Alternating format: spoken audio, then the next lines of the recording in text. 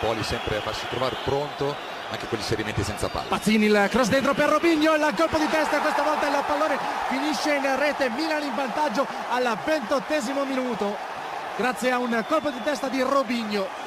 Molto bravo Pazzini, Milan in 3 passaggi è riuscito ad arrivare sul fondo a mettere questa palla dietro al difensore. Robinho di testa 1-0. Per quello che si è visto sino a questo momento, senza nulla togliere allo Spezia che sta giocando bene, per le conclusioni che ha avuto la squadra rossonera si trova in vantaggio meritatamente. E se la ride Adriano Galliani in tribuna, regolare la posizione di Robinho, per lui il secondo gol consecutivo dopo quello messo a segno domenica contro il Sassuolo, il quarto in stagione.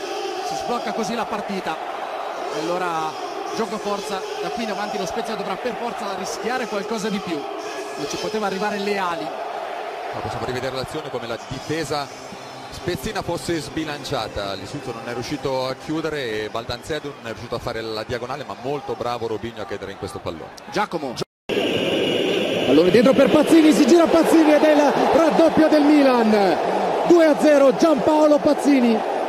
Si sblocca così e torna a segnare praticamente dopo una vita. L'ultimo gol in campionato l'aveva realizzato contro il Catania il 28 di aprile, una doppietta.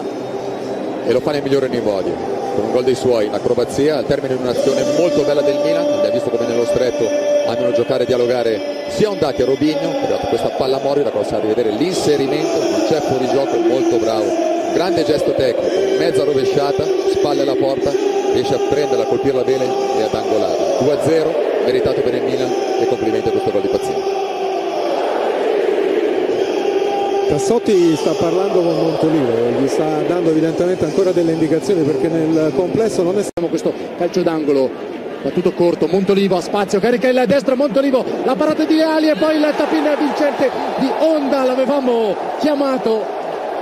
Bagna con un gol il suo debutto a San Siro, Kensuke Honda, e chiude di fatto la... Ragazzo, dopo che c'era andato molto vicino colpendo il palo a Sassuolo nel suo esordio in campionato, è stato bravo a leggere comunque la traiettoria del tiro, a proporsi in aria, poi vediamo l'azione e col sinistro per lui da lì è molto facile mettere la palla in rete. 3-0, come dicevi tu, adesso sarà molto difficile Luca per lo Spezia cercare di rientrare in partita. Ancora una volta